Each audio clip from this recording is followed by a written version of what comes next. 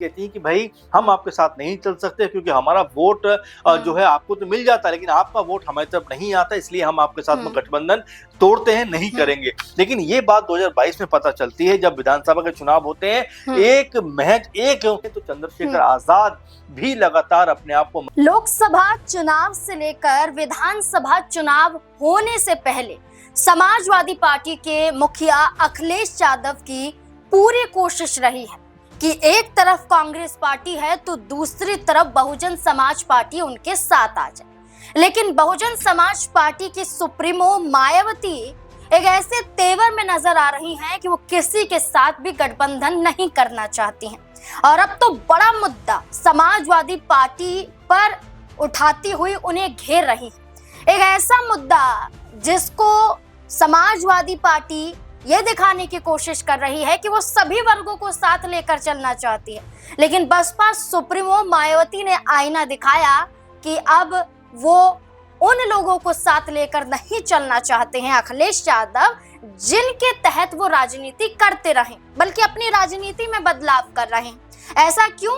इसके पीछे एक बड़ा कारण है कि खुद अखिलेश यादव ने अयोध्या में अपना प्रत्याशी घोषित कर दिया और प्रत्याशी घोषित करने के बाद से ही विवाद खड़ा हो और बसपा सुप्रीमो मायावती अब उन पर हमला साध रही है। गिरगिट की तरह रंग बदलने वाली पार्टी और अखिलेश यादव को बता रही है, क्या ऐसे ही वाद विवाद के बीच में अखिलेश यादव या फिर मायावती को कोई फायदा होगा या दोनों का अलग थलग रहना उनको ही यहाँ पर नुकसान में डाल सकता है? इसी से जुड़े हुए तमाम सवाल हैं, चर्चा करेंगे। वरिष्ठ सहयोगी अमन जी हमारे साथ मौजूद हैं। सर, मायावती लंबा चौड़ा पोस्ट करती हैं सोशल मीडिया पर और अखिलेश यादव को लेकर कहती हैं कि गिरगिट की तरह रंग बदलने वाले हैं और किसी से छुपा नहीं है और कैसा चरित्र है उनका, क्योंकि उन्होंने अयोध्या में पवन पांडे एक ब्राह्मण चेहरे को प्रत्याशी बना दिया और उनका ये कहना है कि एक जो पीढ़ी विचारधारा पर अखिलेश यादव चलते हैं, इसमें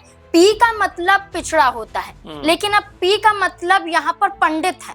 अब मायावती का सीधा हमला अखिलेश यादव पर करना क्या बताता है? देखिए, बिल्कुल, और ऐसा लगातार लग रहा है कि मायावती का भी रुझान पूरी तरीके से ब्राह्मण वोट बैंक की तरफ दिखाई पड़ता है, क्योंकि इससे पहले जब लखनऊ मीटिंग की थी उस समय उन्होंने बाकायदा अपने कार्यकर्ताओं से, अपने तमाम संगठन के नेताओं से कहा था कि भाई आप लोग जो है ब्राह्मणों को साधने का प्रयास करिए, क्योंकि 2007 में मायावती की पार्टी ने कुछ ऐसा ही कह सकते हैं सामाजिक जो समीकरण है वो साधने का प्रयास किया था, जहाँ पर तमाम जो जातियां हैं, चाहे ब्राह्मण है, चाहे ओबीसी है, चाहे SC ST है, उन सबको साथ लेकर चलने का प्रयास किया और वहां पर उनको बड़ी सफलता मिलती हुई दिखाई पड़ी। 2007 में BSP यानी मायावती जी ने पूरे बहुमत के साथ में सरकार बनाई, लेकिन 2012 के बाद में उनकी पार्टी की जो ताकत थी वो कमजोरी में बदलती हुई दिखाई पड़ी। 12 के बाद समाजवादी पार्टी सत्ता में आती है, 17 के बाद सपा भी सत्ता से हट जाती है, BJP आ जाती है और 22 में फिर BJP आ जाती है, यानी कि लगभग 13, 14, 15 साल से BSP के लिए उत्तर प्रदेश में कोई मौका बन नहीं पा रहा है। और ये भी कहा जा रहा है कि देखिए, मौका तब बनेगा जब आप महत्वपूर्ण तरीके से काम करें, क्योंकि जो मायावती है उनको जमीनी स्तर पर काम करने वाला नेता माना जाता था, लेकिन अब जिस तरह से सिर्फ सोशल मीडिया के जरिए बयानबाजी करती है उसका भी एक बड़ा कारण है कि लोग उनसे जिस तरह जुड़े हुए थे अब उस तरह जुड़े हुए दिखाई नहीं पड़ते। अगर हम 19 की बात करें, 2019 की बात करें, जब सपा और बसपा दोनों का गठबंधन था, क्योंकि ये बात बार बार उठ के आती है कि क्या मायावती और सपा दोनों गठबंधन कर सकते हैं, गठबंधन करके क्या उत्तर प्रदेश की राजनीति में एक बार फिर अपना दबदबा कायम कर सकते हैं। लेकिन मायावती ने बारंबार ये बात कही है कि सपा के साथ आने के बाद उनको नुकसान होता है, लेकिन 2019 का आंकड़ा हम देखें पता चलता है कि 15 लोकसभा सीटें इस गठबंधन ने जीती, जिसमें 10 सीटें बसपा के हक में आई और 5 सीटें सपा के हक में आई। लेकिन 20 और 21 के आते आते मायावती कहती हैं कि भाई हम आपके साथ नहीं चल सकते क्योंकि हमारा वोट जो है आपको तो मिल जाता है लेकिन आपका वोट हमारी तरफ नहीं आता, इसलिए हम आपके साथ में गठबंधन तोड़ते हैं, नहीं करेंगे। लेकिन ये बात 2022 में पता चलती है जब विधानसभा के चुनाव होते हैं, एक विधायक चुनाव जीत पाते हैं BSP के और उनका भी हाल के दिनों में निधन हो गया। तो ये कहा जा रहा है कि मायावती की पार्टी जो है, जो जनाधार उनका था 20-22%, जो दलित वोट पे उनका कब्जा था, मुस्लिम वोट बैंक पे उनका कब्जा था, वो लगातार धीरे धीरे कमजोर हो गया, क्योंकि 2024 में उत्तर प्रदेश समेत संपूर्ण देश में उन्होंने लगभग 400 प्रत्याशी उतारे थे और हैरानी की बात यह रही कि एक भी उम्मीदवार उनका चुनाव नहीं जीता। और साथ में वोट बैंक उत्तर प्रदेश की बात करें तो महज घटकर 8 से 9% या लगभग 10% के आसपास आकर ठहर गया। तो ये पता चलता है कि जो उनका कोर वोटर था, जो उनके हक में हमेशा खड़ा रहता था, उसने भी उनसे अपना दामन छुड़ा लिया। वैसे में जिस तरह का बयान यहाँ पर मायावती अखिलेश यादव को लेकर दे रही है, तो उनका भी सीधा सीधा मसला ये है कि क्या ब्राह्मण वोटों को वो साधना चाहती है, इसलिए इस तरह का बयान देती हुई दिखाई पड़ रही है और लगातार अखिलेश यादव पर हमलावर है। और क्या जो अयोध्या से अखिलेश यादव ने पवन पांडे के रूप में अपना प्रत्याशी उतार दिया, क्या उसके बाद मायावती जो है ज्यादा निशाना साध रहे हैं सपा के ऊपर कि वो सिर्फ दिखावे की राजनीति कर रहे हैं? तो अब ये बयानबाजी का सिलसिला है, चुनाव है, ये चलता हुआ दिखाई पड़ेगा। अच्छा, पवन पांडे की बात कर रहे हैं तो ऐसा नहीं है कि कोई नया चेहरा सपा ने इस सीट पर उतारा है। इससे पहले भी पवन पांडे को वो मौका देते रहे हैं, बस ये है कि वो चुनाव नहीं जीत पाए। 2012 में उन्होंने चुनाव जीता था और इस जीत के बाद 2 बार हारे और ये देखा गया कि अब सपा ने फिर से उन्हें मौका दिया है। यानी कि पवन पांडे को आगे कर सपा ये दिखाना चाहती है कि वो किसी और नए चेहरे को नहीं बल्कि उसी चेहरे को लाना चाहती है। तो इसमें बसपा का इतना हावी हो जाना और गिरगिट की तरह रंग बदलने वाला ये कह देना, ये कैसे उचित हो सकता है? क्योंकि जयंत चौधरी की बात करें, वो भी तो ब्राह्मण कार्ड खेल रहे हैं। देखिए, बिल्कुल मायावती लगातार जिस तरह का माहौल बनाने का प्रयास कर रहे हैं, क्योंकि उनको पता है कि दलित वोट बैंक उनके हक में आ जाएगा, लेकिन ब्राह्मण समुदाय को अगर उन्होंने साध लिया तो कहीं ना कहीं उनके जो वोट परसेंटेज है वो उसमें बढ़ोतरी हो सकती है। जैसा मैंने आपको बताया 2007 में मायावती ऐसा एक्सपेरिमेंट कर चुकी हैं और उसमें बड़ी जीत उनको मिलती हुई दिखाई पड़ी थी। अब यहाँ पर अपने भतीजे आकाश आनंद को जिस तरह से उन्होंने आगे बढ़ाने का प्रयास किया है, क्या उनके नाम पर भी अब कोई बड़ा वोट बैंक जुड़ता हुआ दिखाई पड़ेगा? क्योंकि युवा है और युवा के तौर पर अगर देखें तो चंद्रशेखर आजाद भी लगातार अपने आप को मजबूत करने का प्रयास कर रहे हैं। आकाश आनंद आपने जिक्र किया, क्या लगता है कि बीएसपी अपनी मायावती अपनी जगह बीएसपी से उन्हें सीएम चेहरा घोषित कर सकती है? ये बहुत जल्दबाजी वाली बात हो जाएगी मेरे ख्याल से, क्योंकि अभी आकाश आनंद के अंदर वो मैच्योरिटी दिखाई नहीं पड़ती। क्योंकि अभी भी मायावती का स्टेटमेंट था कि आकाश आनंद को भले ही उन्होंने आगे बढ़ाया है, जिम्मेदारी दी प्रचार प्रसार की, इसका मतलब ये नहीं है कि जो प्रत्याशी होंगे उनका चयन वो करते हुए दिखाई पड़ेंगे। लेकिन राजस्थान और हरियाणा में उन्हें बड़ा चेहरा बनाया गया पार्टी का, बेशक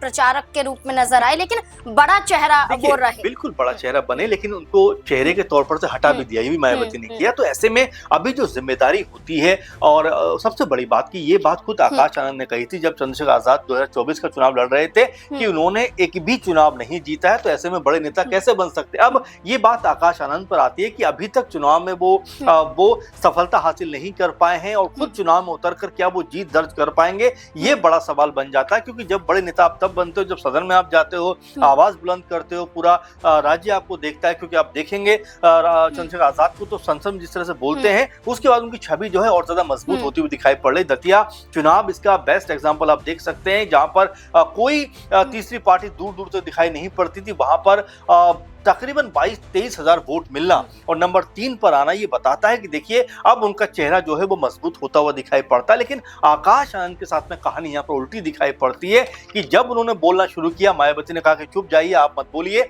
और उनको बाकायदा तमाम पदों से हटा भी दिया। अब ऐसे में उनको लेकर ये कहना कि मुख्यमंत्री पद के दावेदार हो सकते हैं, मेरे ख्याल से बहुत जल्दबाजी हो जाएगा।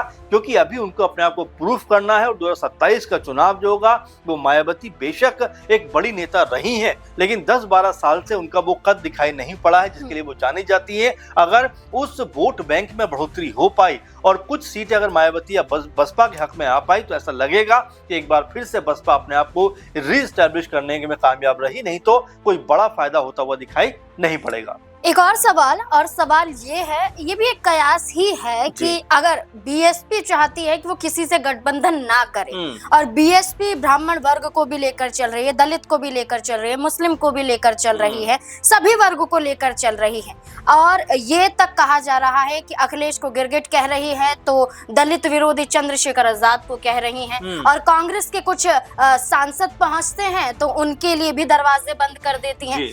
अगर चंद्रशेखर आजाद, कांग्रेस पार्टी, ऐसे जो पार्टियां हैं विपक्ष की, वो एक साथ आ जाएं तो क्या बीएसपी और भी ज्यादा कमजोर हो सकती है? देखिए बिल्कुल, जैसे मैंने आपको बताया भी कि 2024 के चुनाव का ही हम आंकड़ा देखें तो तकरीबन 8-9% के आसपास जो उनका मत प्रतिशत है वो घटकर आ गया। तो पता चलता है कि जो बीएसपी कम से कम 20-22% वोट ऐसे आसानी से ले आती थी, अब जो दलित लोग हैं, दलित वोटर्स हैं, दलित मतदाता हैं, वो भी उनसे कन्नी काटते हुए दिखाई पड़ रहे हैं। उसका रीजन भी बता रहा हूँ आपको कि जिस तरह चंद्रशेखर आजाद लगातार प्रभावी हुए हैं, क्योंकि आप देखेंगे चाहे मेरठ में जाना हो, चाहे देश के किसी और भाग में जाना हो, उनकी पार्टी, उनके संगठन के लोग जब भी दलित के ऊपर कोई इस तरह का मामला आता है वो तुरंत पहुंच जाते हैं। इससे उनकी छवि में कहीं ना कहीं बढ़ोतरी हो रही है। आप देखेंगे कि जो दलित युवा हैं वो लगातार चंद्रशेखर आजाद से जुड़ते हुए दिखाई पड़ते हैं, और नगीना में जिस तरह उनकी जीत हुई है वो ये बता रही है कि उनकी जो लोकप्रियता है वो ज्यादा बढ़ती हुई दिखाई पड़ रही है। और साथ में अब आप देखेंगे दतिया की बात करें, वहां उन्होंने अच्छा प्रदर्शन किया। उत्तर प्रदेश में लगभग 40-45 जगह पर अपने प्रत्याशी उतार दिए और ये बताया कि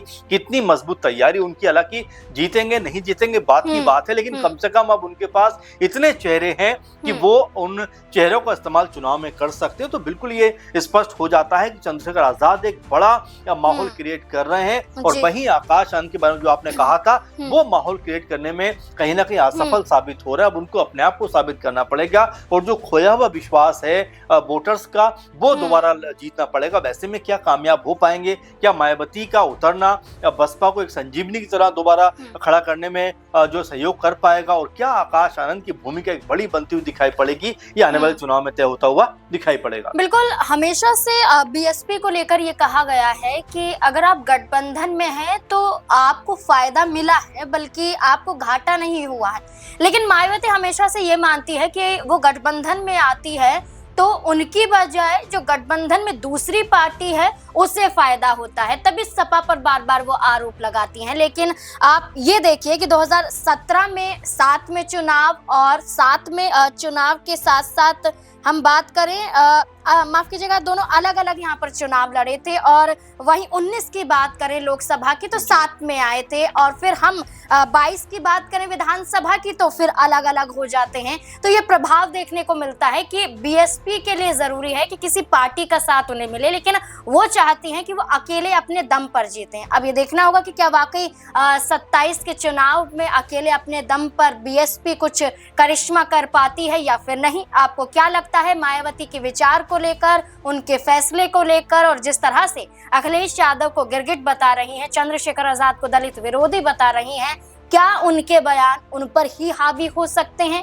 क्या है आपकी राय इस पूरे मुद्दे को लेकर? अपनी राय कमेंट सेक्शन में जरूर दें। धन्यवाद।